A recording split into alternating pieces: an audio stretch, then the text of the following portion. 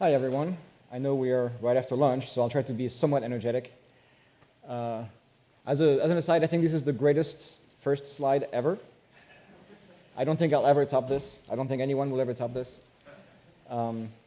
So this is day 2 of the Big Elixir, and when I saw the theme for this year, my brain read this. There was more to the theme, but that's all I got. And I thought, perfect, I have just a thing. We're going to talk about really strange ways of thinking and things you learned from those. This may or may not be what they had in mind. We're going to go from there.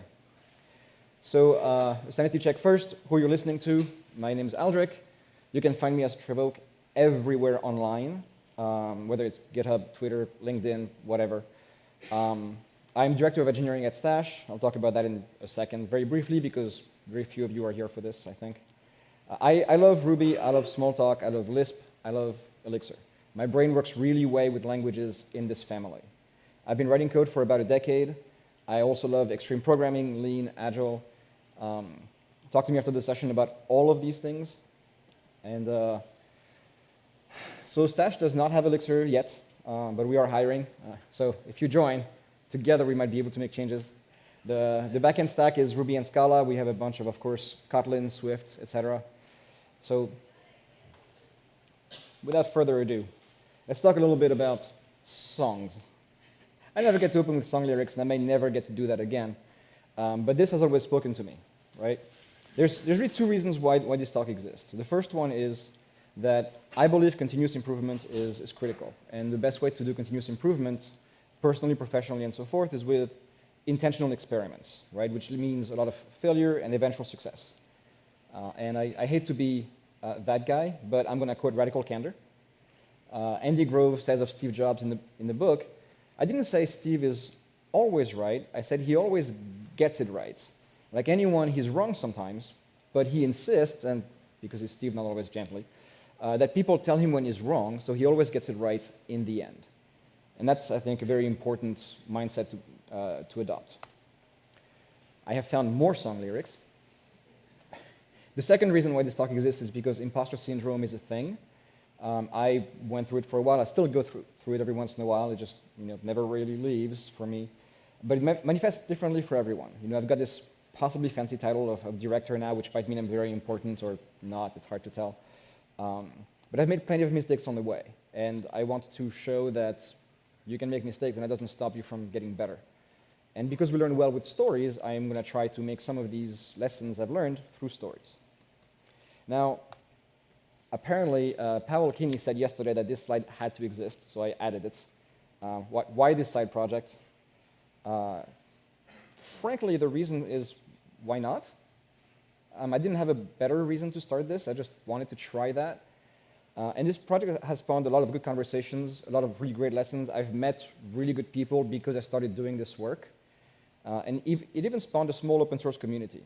So here, the tiny lesson is cherish your ideas because who knows what their impact is going to be. All right, so we've heard about MUDs a little bit before. But in case you were either asleep this morning or you don't know really what those 2 things are, I'm going to bring this up briefly. So this basically is a MUD. MUD is multi-user dungeon. It's a text-based multiplayer game. If you were around for the keynote this morning, you've heard a whole bunch about them. Thank you, Eric, by the way. And so you read the descriptions of the room, you write commands, including attack bandit or cast magic missile, and it will happen. This is Dwarf Fortress. If this is meaningless to you, then you are a sane human being. Dwarf Fortress is a world simulation. And what this means is that there's lots of emergent behavior. There's insane amounts of details, complexity, and effort put into it being as realistic as possible, which also means that the changelog and the bug fixes are sometimes hilarious. I will let that to you to do research on your own. It's very entertaining. One of the reasons players have fun with it is because they can create a lot of stories from the things that happened. So if you want to merge a text-based game with a world simulation, the question I'm going to ask you is, what could possibly go wrong? Let's find out. So this is basically what I'm going to try to build through the next, took me about a year and a half to, blood, sweat, and tears my way through this. And I'm going to talk about a bunch of these things, but really this is so you get an idea of the environment of code and system that we're operating within, right? Telnet, a world map, time passes, creatures that can move, die, reproduce, and balancing out the ecosystem, possibly, eventually, maybe. I don't know, this sounds difficult. I'll do it later. There are many talks about good ideas. We've heard a lot of them in the past 2 days. This is not a talk about good ideas. This is a talk about bad ones. So just so you know, just so you're warned. I thought I had this great idea to put together a roadmap. Apparently everybody else thinks it's a great idea. So just pretend I'm the first one to come up with it. So we're going to go over an algorithm improvement. We're going to take a look at what happens if you put the wrong kind of state in the processes. We're going to take a look at what happens if you put too much state in too many processes. And then we'll talk a little bit about the Beam VM schedulers. We will dive into what it means to send too many messages to processes, and we'll take a look at how the Beam VM handles that. And then finally, we will take a look at the Linux out-of-memory killer. This is not out of mana, even though I've played a lot of EverQuest, so this is what I read every single time. So let's dive right in. Let's continue. So the first one is the algorithm improvement. So I came to this with a very, very simple idea, which was a list has got to be like an array. Also known as immutability is not that big a deal. It probably will not affect me in any way, shape, or form in ways that I can notice. So I had to generate a world because I wanted to make everything as random as possible. And a graph, like a map is basically just a graph, right? So edges and nodes. To make life simple, I just put the nodes as IDs, and then I just went through all the IDs and randomly generated an edge from one random node to another node. And that gave me a bunch of groups of edges, right, which made islands, and eventually I was going to connect them all together into one big graph. I hope that makes some sense. But this is the most complicated thing you have to understand about this story. So the key in this particular bit of logic is figuring out where all the islands are. And this is the logic that we had. So traverse is the way to go through the list of edges and figure out if we have visited the node already or not. So as you can, this will be recursive. You can tell from the function down here, right? Traverse, destination, edge list, visited. I'm not tall enough for this. That's really unfortunate. And you can tell at the top that I'm very, very smart, and I decided that because it's recursive, I might accidentally hit a node I've already visited, and I shouldn't loop into my graph forever. The key thing here is that I'm doing a nested, like a recursive flat map. And the impact of this flat map is that I'm initializing a lot of data structures, and I'm copying a whole bunch of them when I'm flattening, and this is very slow. Eric mentioned something related to this in his keynote this morning. Copying data is slow, so you should be careful what data you have to copy. The fix in this case was actually pretty simple. All I had to do was change it to a reduce, and then I just concatenated a bunch of linked lists instead, and that is significantly more effective and efficient. So what's the first thing that we can get from this? Copying is expensive. Be careful. All right, that is our first lesson taken care of. Let's move on to the next, extreme local state. So the misconception I came into this topic with was local has got to be better than global, right? Everybody says global is evil. And besides, I read this thing by Alan Kay once where he said that OOP, like object-oriented programming, to him meant messaging, local retention, and protection and hiding of state process, and extreme late binding of all things. So my brain again dropped basically everything I didn't want to understand, and I went, protection of state process. That's got to be a good idea, right? So what if I don't use a database? I know, just bear with me. So the way the world was set up, right? I use the actor model because I don't have a choice. This is Elixir. The creatures are gen servers, and they had a local state. They could have a hat or sunglasses, and they could choose a random action when it was their turn to act. So for instance, they could say nice hat or nice sunglasses to another creature. The problem is, of course, that I put that state of hat or sunglasses into the other process, so they have to check first. They have to ask the other process, what are you wearing, so they can say nice hat or nice sunglasses. And this is fine. This is a reasonable thought, right? Like a synchronous call is just process A sends a message to process B, and then does nothing until it gets a response back, right? Technically, it doesn't have B sending the response back, but I'm simplifying. So really what happens, right, is A's message goes into B's mailbox, and B eventually gets the message and acts on it. So the impact into my system was that other processes were all doing the same thing, because I have creatures acting randomly, right? So what I got were deadlocks. Dun, dun, dun. So it turns out I didn't invent anything. I just didn't do my research. This is a very classic concurrency problem called the dining philosophers problem. In my speaker notes, I have the actual description of the problem. I will spare you the long version of it. Just imagine that you could either think or eat, but you have limited resources for eating. You have only one fork for every two philosophers, basically. And how do you make it so that everyone can always be eating something through the course of the evening? I highly recommend you check out the Wikipedia page for it, because it's actually pretty instructive to read about this, and it does give you a sense of some of the issues you can run into in distributed problems.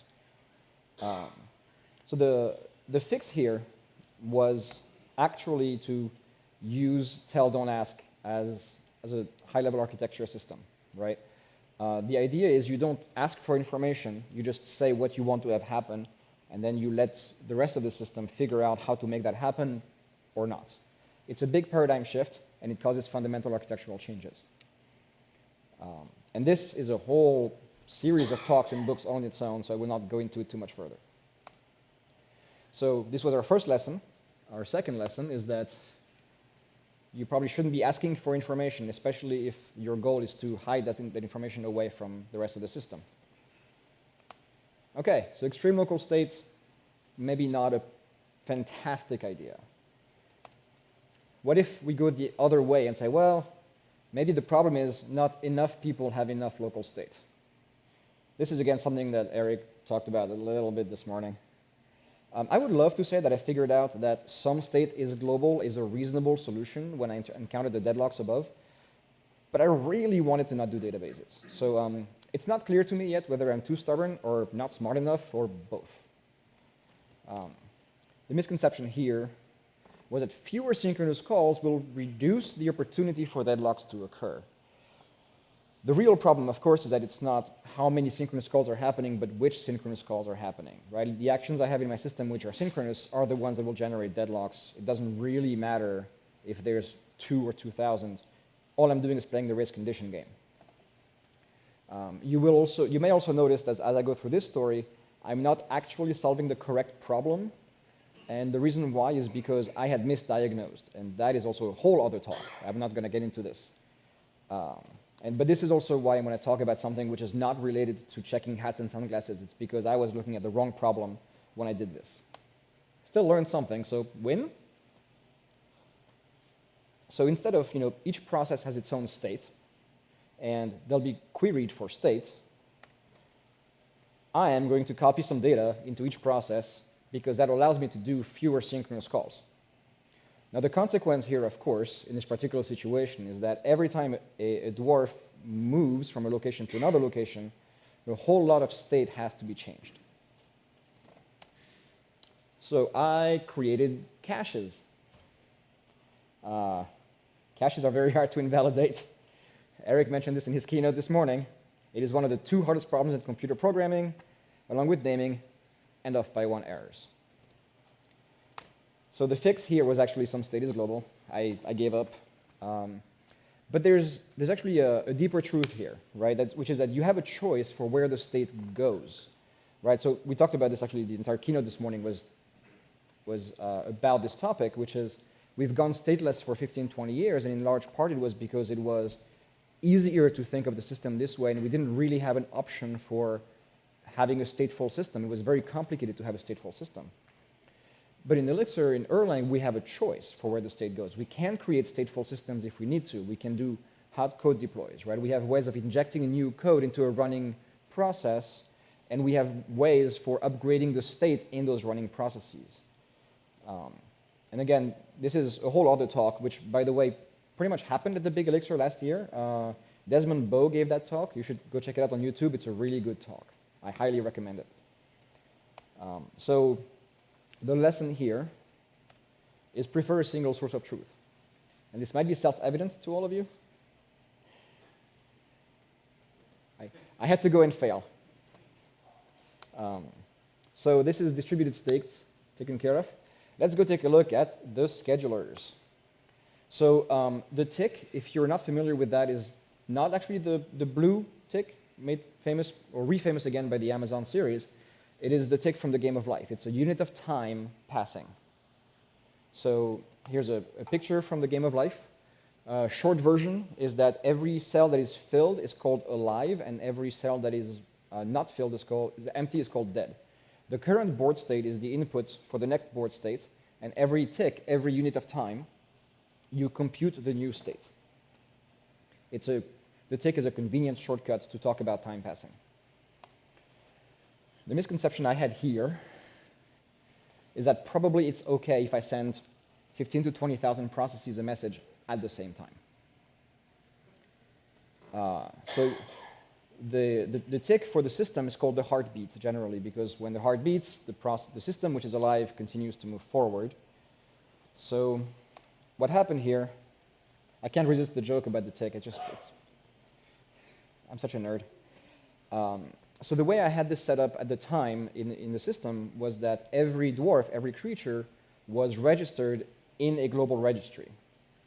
And I used the broadcast feature in the registry to send a message to every creature. And I did this through a library called PE Timer, which basically was a wrapper around the Erlang timer library. But it was convenient because it allowed me to pause at the same time, and that was nice. So I could pause life, which gave me feelings of power, which probably are an indication of some psychological issues. So the impact, this is a view from the observer, is that all schedulers were triggered at the same time. So literally there was a heartbeat of intense CPU usage on the box, right?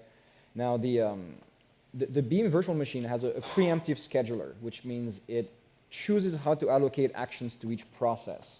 And that is great, and we'll come back to that particular feature later. And that helps allocate CPU usage. So this was a very regular heartbeat for the CPU and the system, and that was nice, but there's a consequence, which is I'm bounded by CPU usage, right? If I ever go past the number of creatures I can properly allocate through CPU usage, I'm going to see weird behavior happen. So the fix here is basically just don't do that. Do anything else, just anything else. Eric pointed at something vaguely similar in his keynote. I think both of us actually just didn't want to implement this bounded global tick that would have zones of rooms that it would operate on, because it's just so much work. I'm not going to lie, this is a side project. I didn't want to do this. I also wanted to try something else. I wanted events, because this is Elixir. I must be able to do events in Elixir. And I must be able to do it without understanding the tool I'm using, right? Right? So the lesson here is really simple. You should understand your system's CPU needs. And for most of us, we don't have to worry too much about it. The production systems are regular enough that it's okay, it's fine. But still, if you have a sense of how that behaves, you have a sense of how you can grow, how you can reuse, etc. And we can go back to the talk about Kubernetes yesterday as well. If you know how your system is operating, you can actually allocate resources more effectively. Okay, so flooding processes. This is getting good. So the misconception here, this was based fundamentally on just not understanding what a process was, or just how the Erlang scheduler worked, or what it meant for a process to do work, is that this would be a difficult thing to do.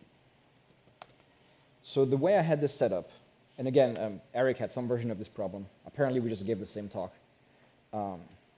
every time something would happen in the room process, an event would go to every living creature in the room so that they could observe it and respond to it if necessary. And players would have this event transformed into text. Now, again, every creature that generates an event sends a message to every other creature. That's n squared. N squared is bad. So, and with all the amount of births that I had, because remember, balancing the ecosystem is something that I would do later, just later. N was always increasing, so I would have more and more and more messages and events being sent to more and more and more processes. So the impact here was something that I really could not have predicted. I mean, I didn't predict the other ones either, but this one really surprised me because it was a remote effect. The locations crashed, the mobs crashed, and the process that printed stuff to the console crashed. So what did this process have to do? It had to create a string and send it over to the network via telnets, right? So now we're going to dive a little bit more into the preemptive scheduler. Here's how it works fundamentally. Every process has what it calls a reduction. I went and found out the definition for this word because that's a very strange word. It turns out that is from Prolog, because Erlang used to be implemented in Prolog, and that means goal reduction. And a goal reduction in Prolog is a building block component of a larger operation. So the way the Erlang scheduler does it is it takes a look at the number of, at what an operation takes and says, okay, this is about 12 actions, you have 24 actions, and then every time a process does something, it uses up one of these goal reductions. And the scheduler says, once you've used this many reductions, you are done, and I am passing over the control of the scheduler and the CPU utilization to another process. This is very powerful, and it's one of the tools that we have that allows us to make sure that an Erlang system is basically always up. Sasha Jurek at MPEX gave a talk about that leveraged that really, really well by showing how a runaway process in Phoenix did not take down the rest of the system, and it would just keep on operating fine for every other user. And then used that as an example of how to debug a running system, which was amazing. Again, highly recommended. Go check it out.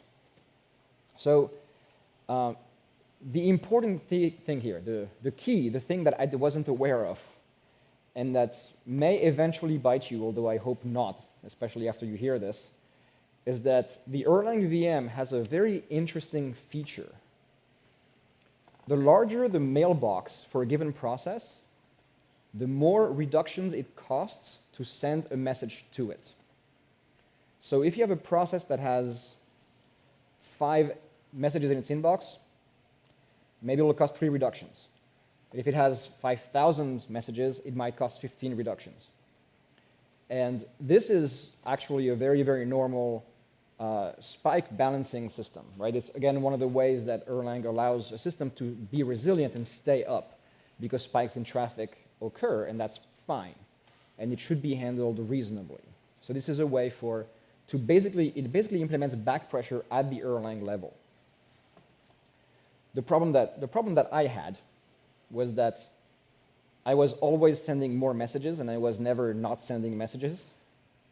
So after a while, it cost so much to send messages that they could never actually act, and other processes that were waiting on the processes that were supposed to send a message timed out, right? Because it's a synchronous call, you're waiting, but again, OTP has a default timeout for every synchronous call, which is why I didn't see the first crash that I expected here.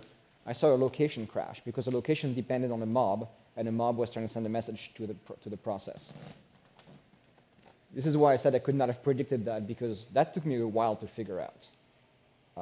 There is, I think, exactly one thing I found online, like in the Erlang newsletters from like 2004 that explains this behavior I just mentioned. So crucially, like in my case, right, the creation of the string turned out to be expensive enough in CPU computation that I was receiving more messages than I was delivering. This is probably not a case you have to worry about too much, because for most of you, creating a string is cheap enough. Again, I was doing, well, an unreasonable amount of messages. Let's leave it at that. So the fix here was threefold. So the realization that I had was that given the system that I had and I was trying to build, I needed to have more of a single heartbeat going, like more control over when messages go out, when they get gathered, what happens with the messages. That also made me realize that there was a problem with my implementation, because that's, if nothing else, a bad user experience, right? One of the reasons you want to play a game like a MUD, or imagine EverQuest or World of Warcraft, if the entire world changes together, and you say, oh, well, this hill giant over there cannot hit me. Oh, it has hit me 4 times. Well, I did not know it was going to hit me, and now I'm dead. I'm very unhappy. So this is where I started to research game design patterns. And that took me down another rabbit hole, because I started to write a library to implement one of those in Elixir. But that is a whole other talk that uses macros a lot. And so I'm probably going to piggyback on top of the talk that Bruce gave yesterday, and just give the talk about macros next year, if it gets accepted. So these were our 4 lessons. Our next lesson is actors are single-threaded.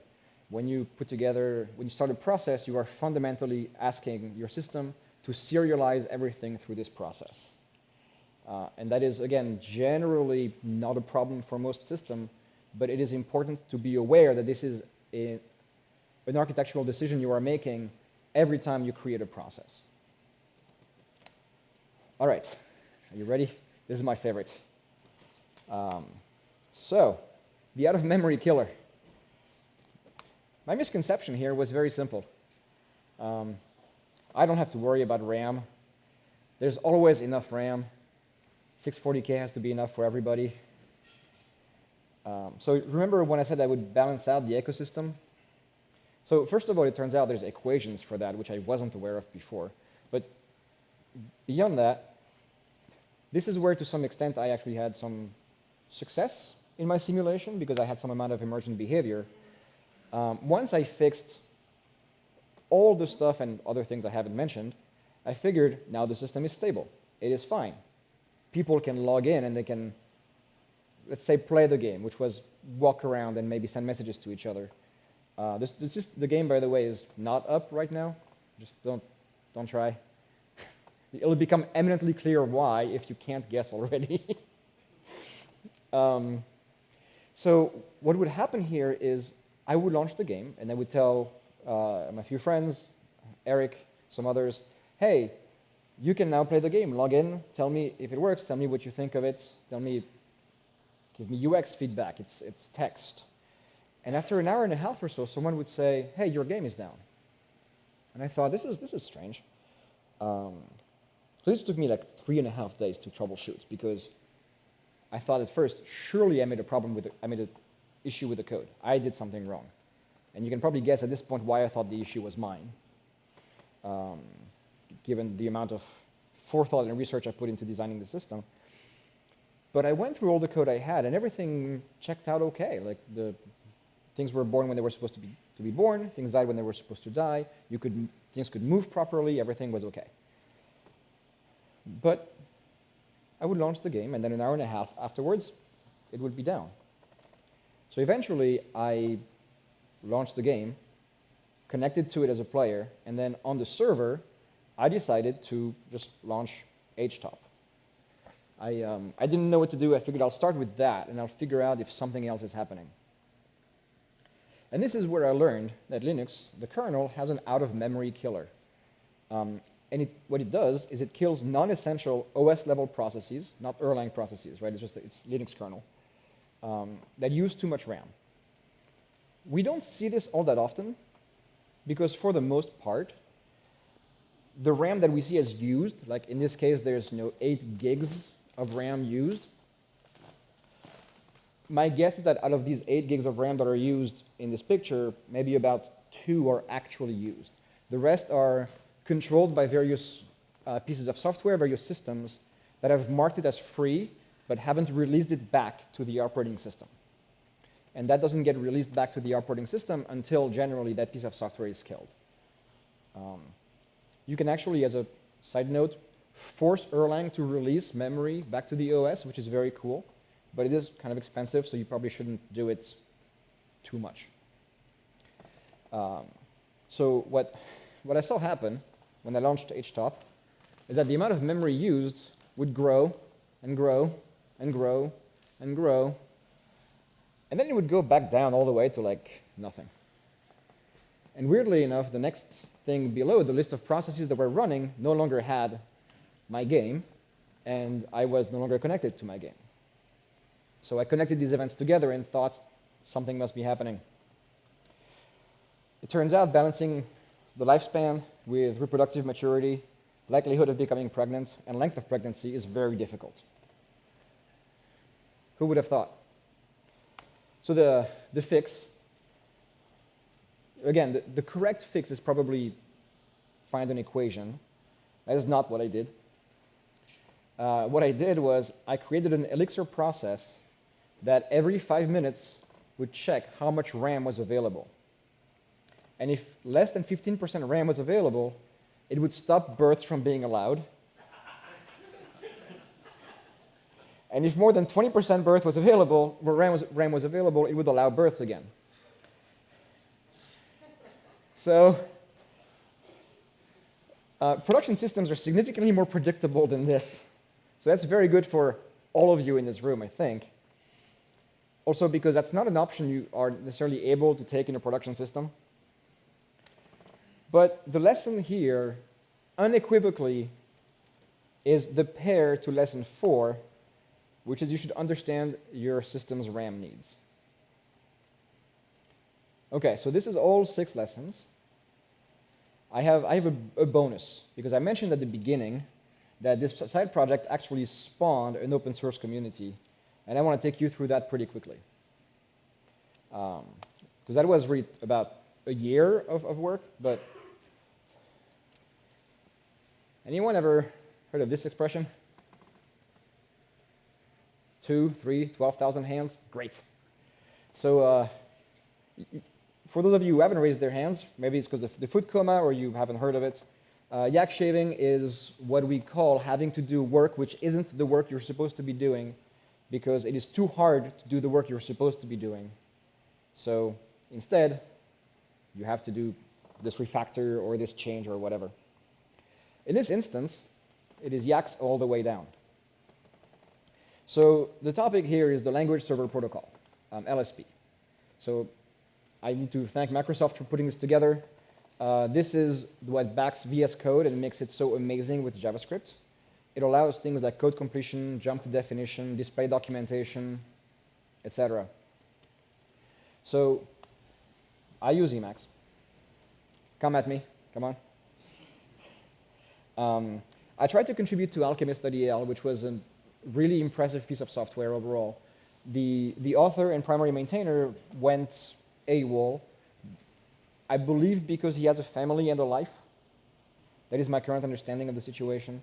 I tried to make some contributions and eventually tried to rewrite the backend and eventually decided to just do a new project that would just use LSP in the backend and connect to Emacs because it seemed like an Emacs client for LSP was a reasonable thing to do. So other people had had this idea before. Marvelous had created Elixir Sense, which is similar to IntelliSense from RubyMine, or from IntelliJ, or other similar projects. It is project analysis. It is the thing that allows things like code completion and jump to definition to exist. And Elixir LS is an editor-independent LS language server. Server? That's weird. It's like DNS. And so that Elixir LS uses Elixir Sense. Right? Both seemed abandoned when I started to do this. I sent a message to both the maintainers and I heard nothing back. So eventually, I created an org on GitHub. I forked the project, and I opened issues on the original project explaining why I had made the fork, because it wasn't intended to be hostile or a takeover or anything. I wanted to do work, but they have control over merging in the requests. So I did this.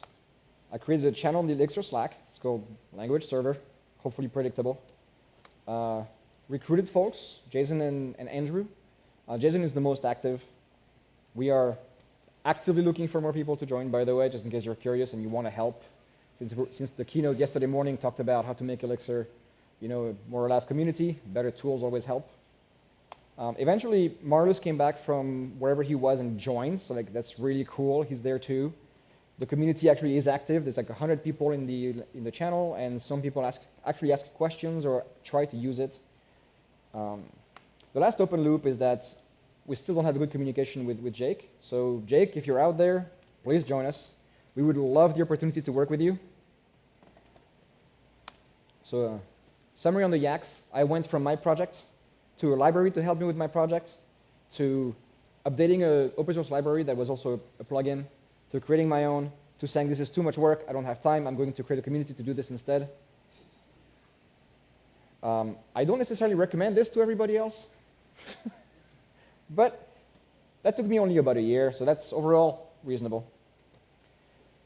Okay, so here's a bunch of resources which you obviously cannot click on, but because the slides will be available, other people will be able to click on them later. There is, in fact, documentation about the OOM killer and the quote from Alan Kay on OOP, so those will be available later. Thank you. Questions?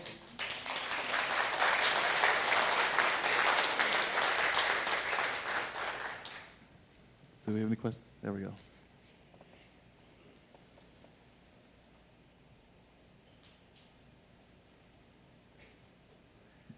So actor model does seem to conceptually fit this idea of things flitting around in a world and sending messages to each other to show what they're doing. But have you ever considered collapsing the actors into a list of entities in a location so that you can keep all of the state tracking within a location process rather than between the actors?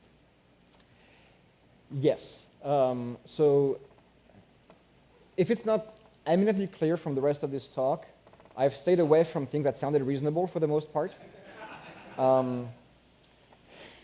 So even the library that I eventually extracted, which is called Ecstatic, because entity component system is ECS and Ecstatic begins with I'm very clever, is actually intended to be an event bus that it uses GenStage under the hood, which is probably not the best idea, but again, I'm staying away from reasonable ideas. When I mentioned the bounded ticks per zone, it is similar in mind to what you're suggesting, which is if you separate, the entities are fundamentally lists of IDs, right? If you look at the entity component system pattern. So if you just keep track of those IDs, you can iterate over them and just make all the changes you need to make, right? So have I considered it? Not that idea the way you described it, but something similar, briefly, and then thought, this sounds like it might work. It also sounds like work. I'm going to try something else. Thank you. Anybody else?